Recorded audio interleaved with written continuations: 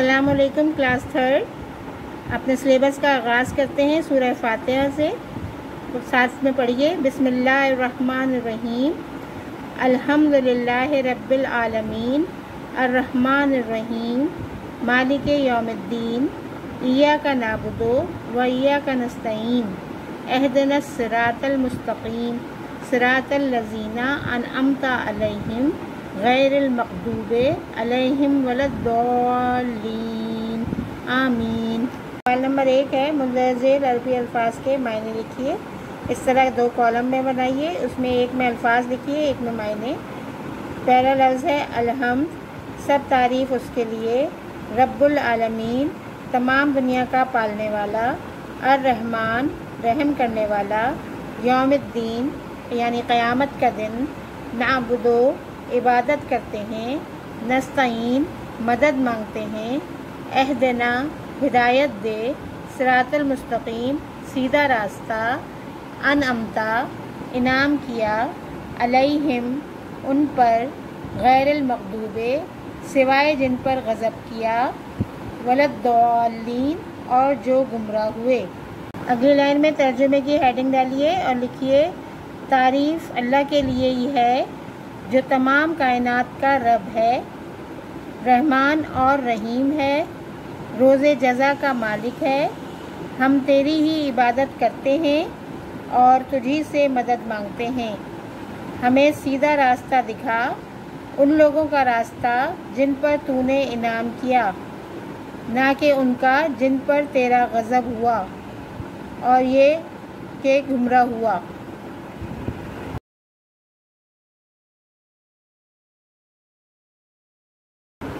پیارے بچوں، ہمارا پہلا سبق ہے توحید.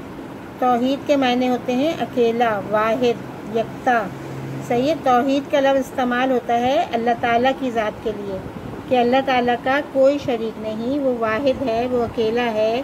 اس کی صفات میں، اس کے کاموں میں کسی کو دخل نہیں. اس پر ایمان رکھنا توحید کہلاتا ہے. آئیے اب ہم اس چیپٹر کا کام کرتے ہیں. سوال نمبر 1 ہے عقائد اسلام کتنے ہیں؟ نام لکھیے. عقائد کس کو کہتے ہیں؟ ایمان رکھنے کو کہتے ہیں. عقائد اسلام 5 ہیں. عقیدہ توحید یعنی اللہ پر ایمان رکھنا. عقیدہ رسالت یعنی تمام انبیاء اور رسولوں پر ایمان رکھنا. نمبر 3 آسمانی کتابوں پر ایمان رکھنا. آسمانی کتابیں یعنی توریت، زبور، انجیل اور قرآن مجید پر ایمان رکھنا. چوتھا ہے اللہ کے رسولوں پر ایمان رکھنا. اللہ نے 1,24,000 پیغمبر بھیجے، ان سب پر ایمان رکھنا عقائد اسلام میں شامل ہے. روز سزا و جزا پر ایمان رکھنا یعنی مرنے کے بعد جو قیامت کا دن ہوگا اس دن پر ایمان رکھنا عقائد اسلام میں شامل ہے. سوال نمبر 2 ہے توحید اسلام کا کون سا عقیدہ ہے اور اس سے کیا مراد ہے؟ جواب ہے عقیدہ توحید اسلام کا پہلا عقیدہ ہے. توحید کے لفظی معنی ایک، اکیلا ماننا. توحید سے مراد اللہ تعالیٰ کو ایک ماننا، اس کے ساتھ کسی کو شریک نہ ٹھہرانا اور صرف اسی کو عبادت کے لائق سمجھنا. سوال نمبر 3 ہے عقیدہ توحید کی اہمیت لکھیے. جواب ہے عقیدہ توحید کی اہمیت کا اندازہ اس بات سے لگایا جا سکتا ہے کہ اللہ تعالیٰ نے دنیا میں جتنے بھی نبی اور رسول بھیجے انہوں نے لوگوں کو سب سے پہلے اللہ تعالیٰ کے ایک ہونے کی تعلیم دی. اللہ تعالیٰ کو ایک مانے بغیر کوئی شخص دائرہ اسلام میں داخل نہیں ہو سکتا. سوال نمبر 4 ہے صفات میں توحید سے کیا مراد ہے؟ جواب ہے اللہ تعالیٰ کی صفات درج ذیل ہیں. اللہ تعالیٰ کو صفات کے لحاظ سے ایک ماننا، اس کی معبودیت پر یقین رکھنا یعنی ہمیں اس کی عبادت کرنی چاہیے. اس کی ذات میں کسی اور کو شریک نہ ٹھہرانا یعنی ہم کسی اور کو اللہ کے سوا نہ پکاریں. اس بات پر یقین کرنا کہ صرف اللہ تعالیٰ کی ذات عبادت کے لائق ہے، کوئی چیز اس جیسی نہیں ہے اور نہ ہی کوئی اس کی برابری کر سکتا ہے یعنی اللہ تعالیٰ کا کوئی شریک نہیں ہے، کوئی یہ نہیں کہہ سکتا کہ میں اللہ ہوں. سوال نمبر 5 توحید کے بارے میں قرآن پاک کی کوئی ایک آیت اور حضور صلی اللہ علیہ وسلم کی کوئی ایک حدیث لکھیے۔ جواب: قرآن مجید میں اللہ تعالیٰ فرماتا ہے تم صرف اسی یعنی کہ اللہ تعالیٰ کی عبادت کیا کرو۔ محمد صلی اللہ علیہ وسلم نے ارشاد فرمایا سچے دل سے اللہ تعالیٰ کی توحید کا اقرار کرنے والوں کو، اقرار یعنی ماننے والوں کو جنت میں داخل ہونے کی خوشخبری ہے۔ جواب میں لکھیے سورہ فاتحہ، سورہ بنی اسرائیل، سورہ شورى، سورہ بقرہ، سورہ اخلاص۔ سوال لکھیے، ایک لفظی جواب لکھیے۔ اس کا پہلا سوال، عقائد اسلام کی تعداد کتنی ہے؟ 5۔ دوسرا، توحید اسلام کا کون سا عقیدہ ہے؟ پہلا عقیدہ ہے۔ تیسرا سوال ہے، توحید کا اقرار کرنے والے کے لیے کس چیز کی خوشخبری ہے؟ جنت کی۔ اگلا سوال ہے، توحید کے لفظی معنی کیا ہیں؟ اللہ کو ایک ماننا۔ اگلا سوال ہے، اللہ کا پیغام لوگوں تک پہنچانے کو کیا کہتے ہیں؟ رسالت۔ توحید کی ضد کیا ہے؟ شرک۔ پیارے بچوں، ہمارا دوسرا سبق ہے نماز۔ نماز کیا ہے؟ نماز کو عربی اسلام کا دوسرا رکن ہے۔ اس کو عربی میں صلاۃ کہتے ہیں۔ اس کے معنی ہیں دعا اور رحمت۔ نماز ہر مسلمان پر 5 وقت کی فرض ہے۔ فرض نماز ادا کرنے سے انسان سکون محسوس کرتا ہے۔ نماز کی ادائیگی کرنے سے پہلے انسان کو وضو کرنی چاہیے، قبلہ رخ ہو کر نماز پڑھنی چاہیے۔ نماز ہمارے لیے رحمت ہی رحمت ہے، اس کو کسی بھی حال میں چھوڑنا جائز نہیں ہے۔ آئیے اس سبق کے سوالات و جوابات کرتے ہیں۔ پہلا سوال ہے، نماز اسلام کا کون سا رکن ہے؟ اس کے کیا معنی ہیں اور قرآن پاک میں نماز کے بارے میں کیا تاکید آئی ہے؟ جواب لکھیے، نماز اسلام کا دوسرا رکن ہے۔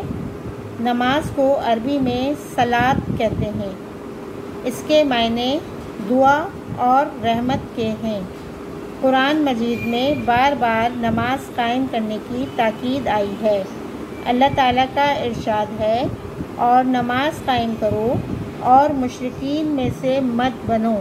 مشرکین جو اسلام کو نہیں مانتے، جو اللہ کے سوا کسی اور کو بتوں کو مانتے ہیں، ان کو مشرکین کہتے ہیں۔ دوسرا سوال ہے، نمازوں کے اوقات کیوں مقرر کیے گئے ہیں؟ اوقات یعنی وقت کی جمع اوقات ہے۔ اللہ تعالیٰ نے نمازوں کے اوقات مقرر رکھے ہیں۔ اس کا مقصد یہ ہوتا ہے کہ بندہ مقررہ اوقات میں نماز ادا کرے اور درمیانی اوقات میں دنیاوی کاموں کو پورا کرے۔ سوال نمبر 3 ہے، قبلے سے کیا مراد ہے؟ مسلمان جس طرف منہ کر کے نماز پڑھتے ہیں اسے قبلہ کہتے ہیں، اور مسلمانوں کا قبلہ خانہ کعبہ ہے جو مسجد الحرام میں واقع ہے۔ اگلا سوال لکھیے، اسلام میں نماز کو کیا اہمیت حاصل ہے؟ جواب میں لکھیے، نماز کی اہمیت کا اندازہ اس بات سے لگایا جا سکتا ہے کہ قیامت کے دن سب سے پہلا سوال نماز کے بارے میں کیا جائے گا۔ قرآن مجید میں نماز کا ذکر 700 بار آیا ہے۔ قرآن مجید میں ہے، اور نماز قائم کرو۔ اگلا سوال لکھیے، نماز کے کوئی 5 آداب لکھیے۔ نماز کے آداب مندرجہ ذیل ہیں۔ نماز کے لیے جسم، لباس اور جگہ کا پاک ہونا ضروری ہے۔ نمبر 2، نماز پڑھنے سے پہلے وضو کرنا ضروری ہے۔ نمبر 3، نماز کے لیے قبلہ رو ہونا ضروری ہے۔ نمبر 4، نماز ہمیشہ سکون سے اور اطمینان سے پڑھنی چاہیے۔ نمبر 5، نماز کے دوران ادھر ادھر دیکھنا یا ہنسنا منع ہے، اور یہ خیال رکھیں کہ میں اللہ کے سامنے کھڑا ہوا ہوں۔ سوال لکھیے، ایک لفظ میں جواب تحریر کیجیے۔ پہلا سوال ہے، نماز کن لوگوں پر فرض ہے؟ جواب، ہر مسلمان مرد اور عورت پر۔ سوال نمبر 2، نماز مسلمانوں کو کن کاموں سے روکتی ہے؟ بے حیائی اور برے کاموں سے۔ سوال نمبر 3، مسلمانوں کا قبلہ اول کیا تھا؟ بیت المقدس۔ اگلا سوال ہے، اللہ تعالیٰ نے ہمارے پیارے نبی صلی اللہ علیہ وسلم کو کب قبلہ تبلیغ کرنے کا حکم دیا تھا؟ شعبان 2 ہجری کو۔ اگلا سوال لکھیے، فجر کی نماز کب ادا کی جاتی ہے؟ سورج نکلنے سے پہلے۔ سوال نمبر 5، مسلمانوں پر نماز کب فرض کی گئی؟ 27 رجب معراج کی رات کو۔ سوال نمبر 6، نماز کے لیے عربی میں کیا لفظ استعمال ہوا ہے؟ صلاۃ۔ سوال نمبر 7، قرآن مجید میں نماز کا ذکر کتنی بار آیا ہے؟ 700 مرتبہ۔ سوال نمبر 8، نماز مومن کی کیا ہے؟ نماز مومن کی معراج ہے۔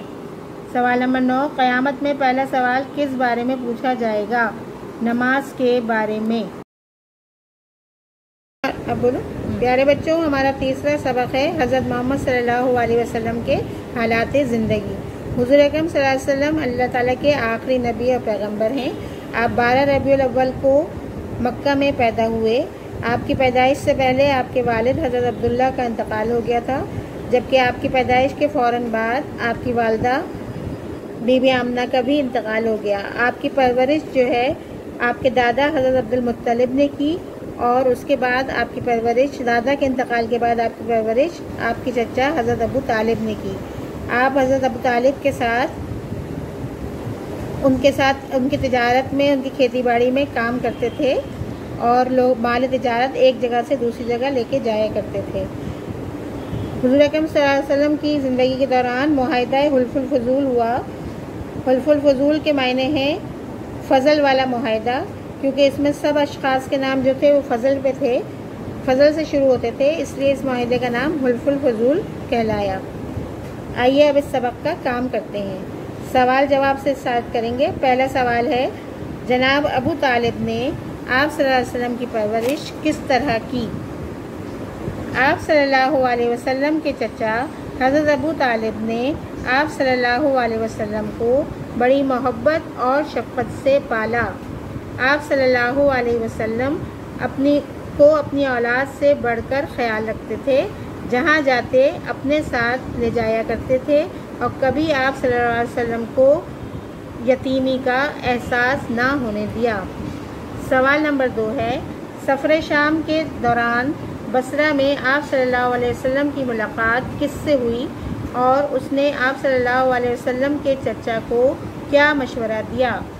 جواب ہے، جب آپ صلی اللہ علیہ وسلم کا قافلہ بصرہ پہنچا تو وہاں آپ صلی اللہ علیہ وسلم کی ملاقات بحیرہ نامی ایک راہب سے ہوئی۔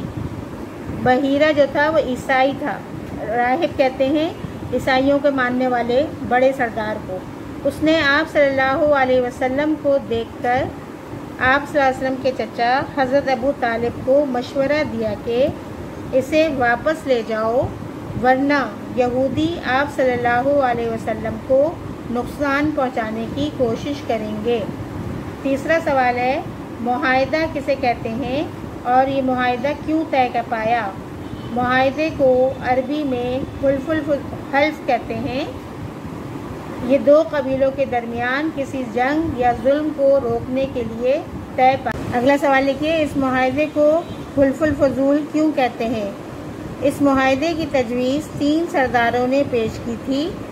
ان سب کے نام فضل سے شروع ہوتے ہیں، اور فضل کی جمع ہے فضول، اس لیے اس معاہدے کا نام حلف الفضول یعنی فضیلت والا حلف ہے۔ حضور اکرم صلی اللہ علیہ وسلم معاہدہ حلف الفضول کے بارے میں کیا فرمایا کرتے تھے؟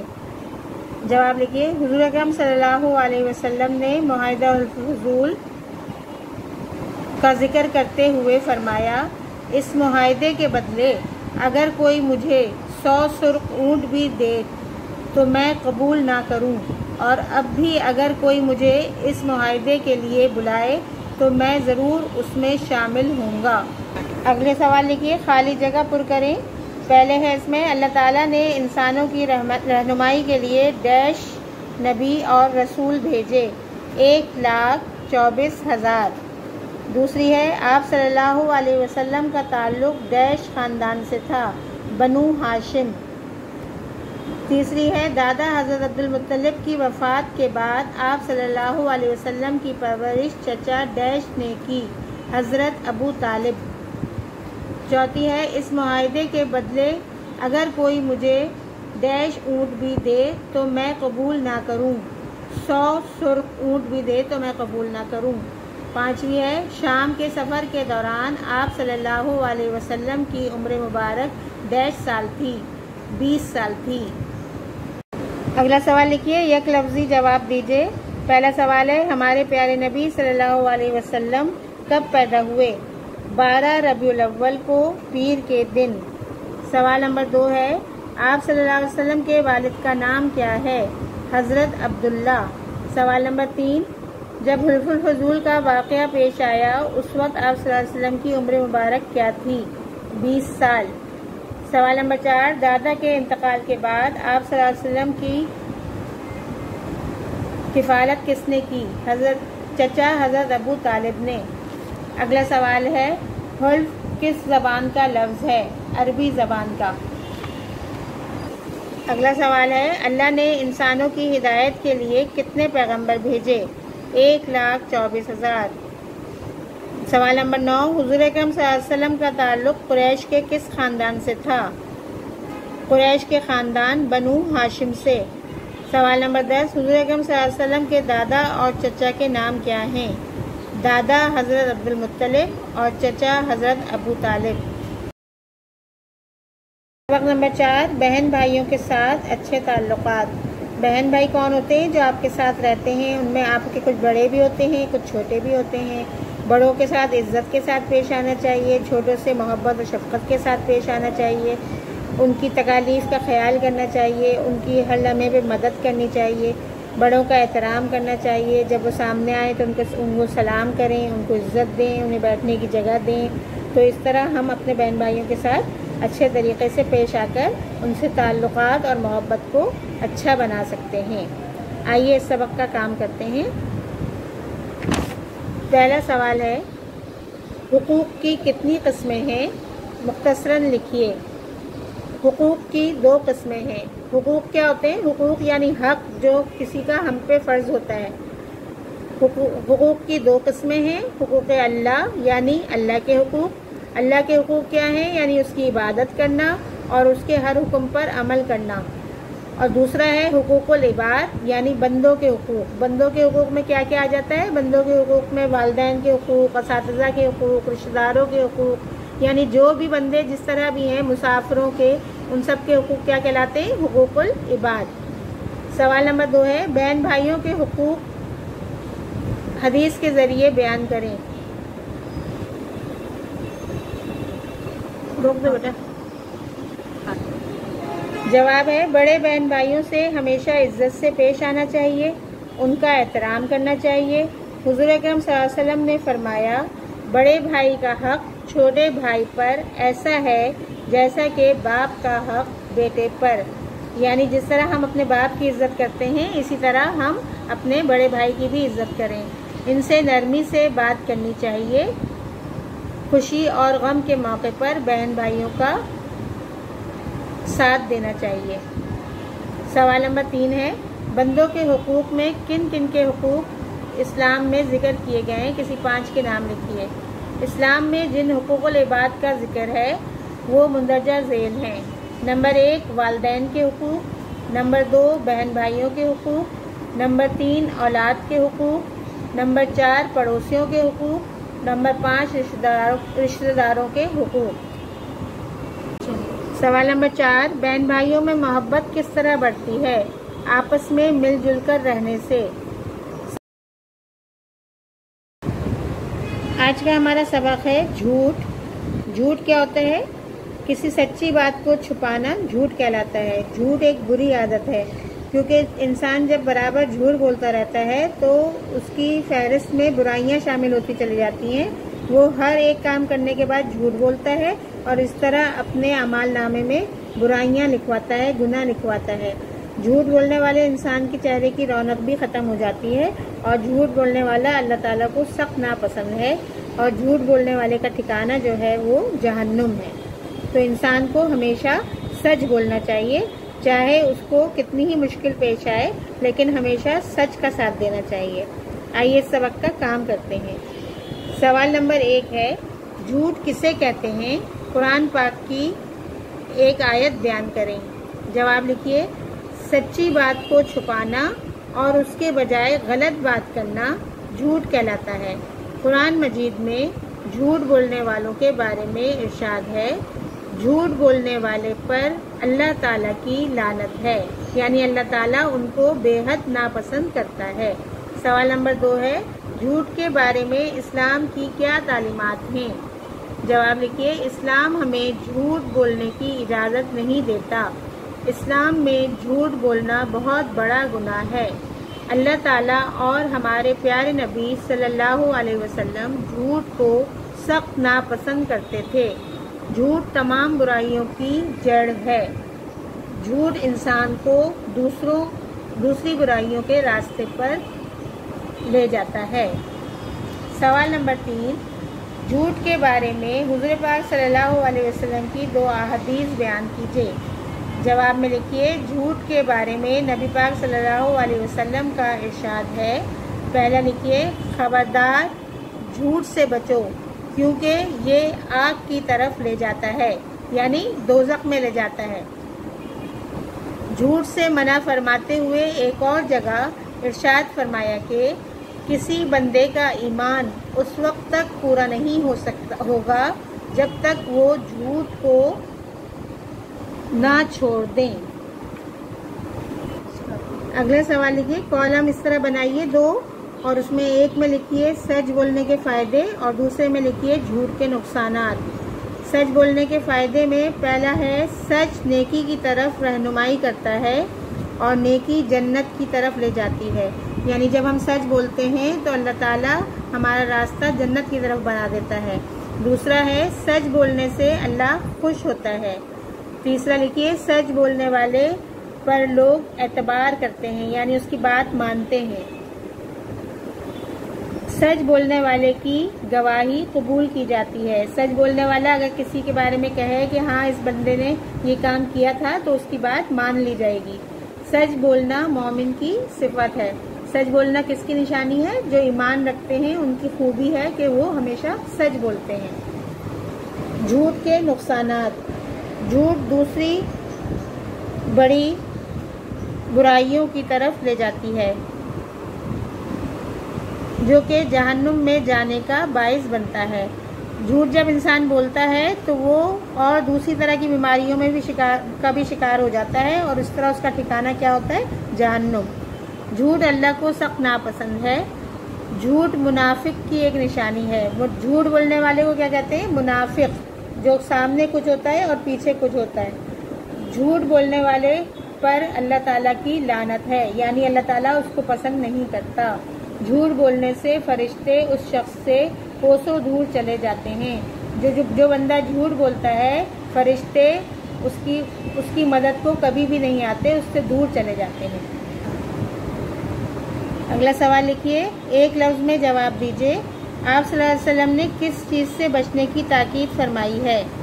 جواب ہے جھوٹ۔ دوسرا سوال، اللہ نے نبیوں اور رسولوں کی صفت کیا تھی؟ سچ بولنا۔ سوال نمبر 3 ہے، جھوٹ بولنے والا کہاں جائے گا؟ دوزخ میں۔ سوال نمبر 4 ہے، لوگ کس پر اعتبار نہیں کرتے؟ جواب ہے جھوٹ بولنے والے پر۔ 5واں سوال ہے، مومن کی پہچان کیا ہے؟ جواب ہے سچائی۔ سوال نمبر 6، اسلام میں جھوٹ بولنا کیا ہے؟ بہت بڑا گناہ۔ سوال نمبر 7 ہے، جھوٹ کس کو سخت ناپسند ہے؟ اللہ تعالیٰ کو۔ چلیے بچوں، اگلے صفحے پر معلوماتی کام کی ہیڈنگ ڈالیے۔ اس میں پہلا سوال لکھیے، دنیا کی 5 مشہور مسجدوں کے نام لکھیے۔ اس کے بعد اگلی لائن سے نمبر 1 لکھیے، مسجد الحرام۔ نمبر 2، مسجد اقصیٰ۔ نمبر 3، مسجد بیت المقدس۔ نمبر 4، مسجد نبوی۔ نمبر 5، مسجد قباء۔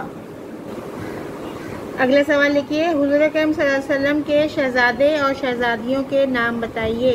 پہلے ہیڈنگ ڈالیے، حضور صلی اللہ علیہ وسلم کے شہزادوں کے نام۔ اس میں لکھیے حضرت عبداللہ رضی اللہ تعالیٰ عنہ. نمبر 2 حضرت قاسم رضی اللہ تعالیٰ عنہ. نمبر 3 حضرت ابراہیم رضی اللہ تعالیٰ عنہ. اگلی لائن میں ہیڈنگ ڈالیے شہزادیوں کے نام. حضرت محمد صلی اللہ علیہ وسلم کی 4 بیٹیاں تھیں. حضرت زینب رضی اللہ تعالیٰ عنہ، حضرت رقیہ رضی اللہ تعالیٰ عنہ، حضرت ام کلثوم رضی اللہ تعالیٰ عنہ، حضرت فاطمہ رضی اللہ تعالیٰ عنہ. اگلے صفحے پہ سوال لکھیے. ایک واحد سے 20 عشرون تک عربی گنتی لکھیے. واحد 1، اسنان 2، ثلاثہ 3، اربعہ 4، خمسہ 5، ستہ 6، سبعہ 7، ثمانین 8، تسعہ 9، عشرہ 10، احد عشر 11، اسنان عشر 12، ثلاثہ عشر 13، اربعہ عشر 14، خمسہ عشر 15، ستہ عشر 16، ستہ عشر 17، ثمانیہ عشر 18، تسعہ عشر 19، عشرون 20. اگلے صفحے پہ سوال لکھیے. غسل اور وضو کے فرائض بیان کیجیے. پہلے ہیڈنگ ڈالیے غسل کے فرائض. غسل کے فرائض. غسل کے 3 فرائض ہیں. نمبر 1 کلی کرنا. نمبر 2 ناک میں پانی چڑھانا. نمبر 3 پورے بدن پر اچھی طرح پانی بہانا. اگلی لائن میں ہیڈنگ ڈالیے وضو کے فرائض. وضو کے 4 فرائض ہیں. نمبر 1 اچھی طرح پورا چہرہ 3 بار دھونا. نمبر 2 3 بار کونیوں سمیت پورا ہاتھ دھونا. نمبر 3 چوتھائی سر کا مسح کرنا. نمبر 4 3 بار ٹخنوں تک دونوں پاؤں دھونا. اگلے صفحے پہ سوال لکھیے. چاروں خلفائے راشدین کے نام اور ان کے القابات لکھیے. اس طرح 2 کالم بنائیے. پہلے کالم میں لکھیے خلفائے راشدین، دوسرے میں لکھیے القاب. خلفائے راشدین کتنے ہیں؟ خلفائے راشدین 4 ہیں. پہلے ہیں حضرت ابوبکر صدیق رضی اللہ تعالیٰ عنہ، ان کا لقب تھا صدیق اکبر. دوسرے خلیفہ ہیں حضرت عمر فاروق رضی اللہ تعالیٰ عنہ، ان کا لقب تھا فاروق اعظم. تیسرے خلیفہ ہیں حضرت عثمان غنی رضی اللہ تعالیٰ عنہ، ان کا لقب تھا غنی اور ذو النورین. چوتھے خلیفہ ہیں حضرت علی رضی اللہ تعالیٰ عنہ، ان کا لقب تھا شیر خدا.